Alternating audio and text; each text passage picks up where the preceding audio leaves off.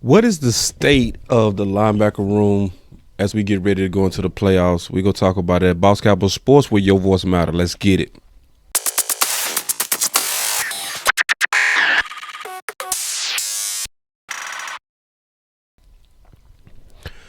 Well, as we deal with the linebacker room, I'm going to tell you right now on the whole team, it's a couple of kind of shaky positions, and linebacker is one. It's kind of shaky.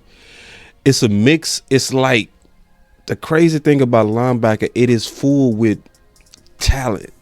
I think this is something where there's an honest breakdown. George Edwards is one of the guys that's overseeing the linebacker room, but he's not directly in charge of the linebackers. It's actually Scott McCurley, okay, who's a very green coach, and I'm hoping that's not reflecting in the play of the guys. I'm hoping that George Edwards has been more of the senior voice, and now it seems to be that case, especially when you watch Hard Knocks. The person that's actually speaking the most in the room has been George. So George has to own this room.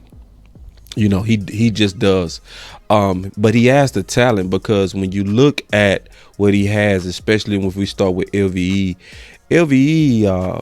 played very well in his past, but I think there's a mental block with LVE that any one of us should be able to understand. This man had surgery on his neck.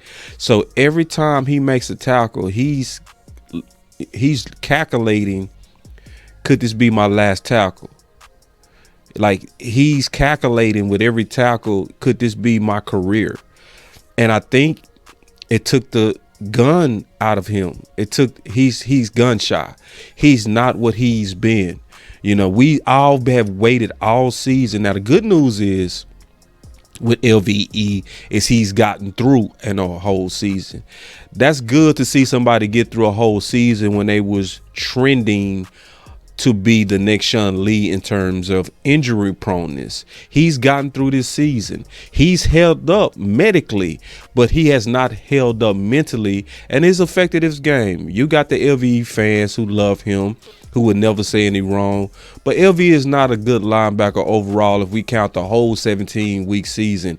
He has some spurts, but he's not what he was. Now, what we hoping going into the playoffs is that something clicks. That's what we hoping.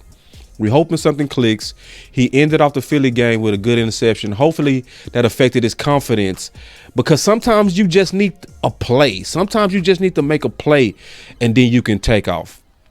I think also the linebacker room was hurt with trying to make Neal a linebacker. This is his first time playing linebacker, and it actually looks that way. I don't think his instincts have grown fully yet into linebacker. Not yet. This is a big transition to go from playing safety to playing linebacker. Now, does he have the mentality? Absolutely yes. He is a diplomatic dog. He's one of the few that'll lay you out, but I think his read recognition is a little bit behind just because of the lack of experience at the position, just to be all the way honest with you. I like him, but I just think that the linebacker coaches with the mentality of LVE that seems broken, as well as, you know, the lack of experience from Neal, we are put behind the 8 ball, and let's be honest, this is likely going to be one of our top draft choices.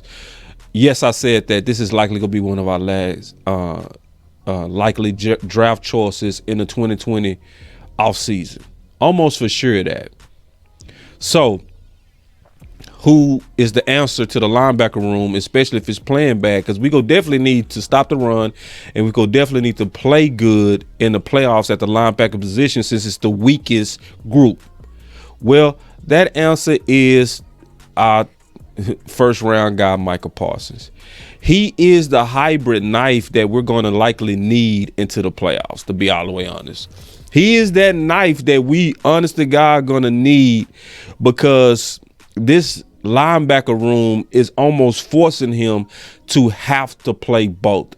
Like we all know, Ray Charles can see, hopefully Ray Charles can see that honestly, he's better suited coming off the edge. He impacts the game more when he's coming off the edge.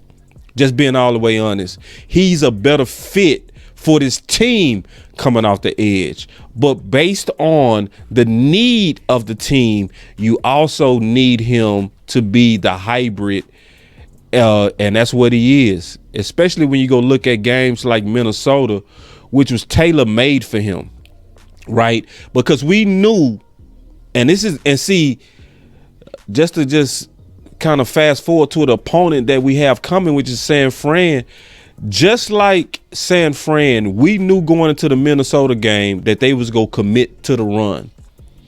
So you didn't see Micah Parsons coming off the edge being the enforcer and the edge enforcer that game.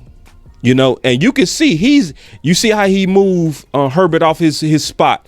He's consistently doing that, but some games are built for Mr. Hybrid, Mr. Playmaker, Mr. Jack of all seven, the front seven. And I really mean that. Parsons is a jack of the whole front seven. You need him going into a game like San Fran to take up the slack from the talent gap that we lack with LVE and Neal. That's what you're going to need, especially going into a game like San Fran. Because yes, LVE has it when his mental lines up with his physical. When his mental lines up, yes, LVE could be a star, but he got to get over that neck. And listen, I don't know if I could. Easier said than done. Neal just need to play more, and I think he go eventually get linebacker down, but we don't really have that time. We go likely have to lean on Micah Parsons at the linebacker, especially going against San Fran. And we go have to likely then say we have other elite pass rushers that's going to have to get it done. Just bottom line, because we do. We do have other elite pass rushers. And when I say elite, I mean elite pass rushers. Like with Tank and with Randy Gregory. Basham playing good and Armstrong. The rotation of our edges is fine. If anything, they need to stop crashing in as much where they give up the edge. It's a discipline issue. But in terms of, do we have the talent at the edge to not continue to put Micah Parsons to where he's ideally suited coming off the edge? We do. We do. And thank God that we got a guy that was literally drafted that can play almost any position on that front seven. And yes, I said front seven because that man is chaos wherever you put him in that front seven.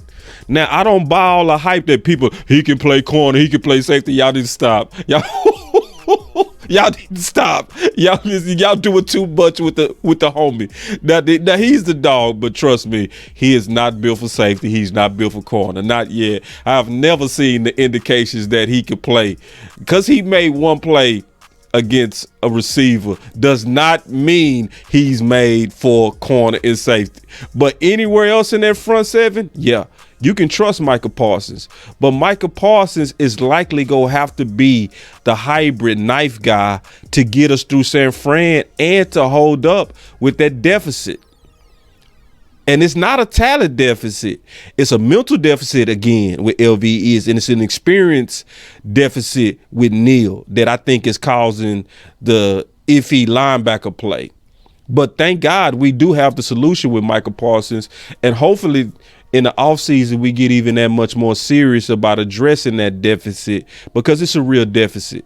So if I was just to be all the way honest with everybody, linebacker is the weakest, that in special teams and Greg Zuerlein, they the weakest groups. So out of all the groups that we're concerned about, if I was an offensive coordinator and if I was to try to attack a weakness of Dallas, I'm running the ball aggressively at this team because of the weakness of our linebackers, unless Micah is in that middle filling up that gap and that talent gap. Now, if you put Michael, then we fine. We closed all the gaps. And that's just being all the way honest. So I'm expecting Micah versus San Fran to actually play way more linebacker than pass rush. And I would actually prefer that because we got to first stop the run on San Fran if we go stop their offense. You gotta I trust our front, but we got to also trust the second level. The second level meaning our linebackers. We have to be able to trust that. And the only one that I fully trust is Micah Parsons, man. Just being all the way honest. But Micah Parsons, man, I really feel strongly that he go get it done. I think Quinn has the common sense to scheme Micah Parsons to play in the right positions that's going to put us in a place to win in the playoffs, especially this first opponent versus San Fran. But again, like, we giving y'all all kinds of content, man. So hopefully y'all enjoying it, man. We giving you all kind of content. We went through the safeties. We went through the corners. All the links in the description as well. We went through tight end. We went through the offensive line. We went through the quarterbacks. We went through the running backs. We went through pretty much almost now every position. We only have a few more to go. The defensive line is the only one that's left. And then we'll be done with the main units. And then we'll start talking about everybody as a whole, how they're going to play together as a whole leading up to the playoffs. But we really want to kind of break all of these videos down into its own segment, to where if you have a concern about any part of it, you can just click on one video. It's going to be a short video that kind of sums that the state of that group and the state of that group as we're going into the playoffs. And I think if people go through all those videos, you'll have a better feel of what to expect, and you will probably grow some confidence in groups that you probably don't have confidence in.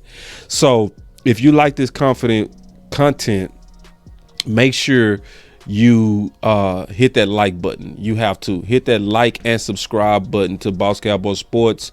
Also go through those other links in the description. That's real important for you to be able to kind of catch up with those other videos if you didn't get a chance to check that out. They're short. They're not long. They like this one, only about 13, 14 minutes at the most. So you'll be able to watch it on the way to something, turn it on, cook, and just listen and see Boss Cowboy his thoughts on the state of any particular unit, because we're going through all the units. And obviously we appreciate those who appreciate this content, who give to Boss Cowboy Sports by donating to our Cash App at Boss Cowboy Sports, or obviously doing a super chat, or any kind of way to give to Boss Cowboy Sports. We greatly appreciate that. But y'all definitely stay up. We're going to be bringing you a whole lot of content all the way through the playoffs, because this is a Super Bowl team. They just got to execute. But we're trying to put out the ideas that's going to help us get that done.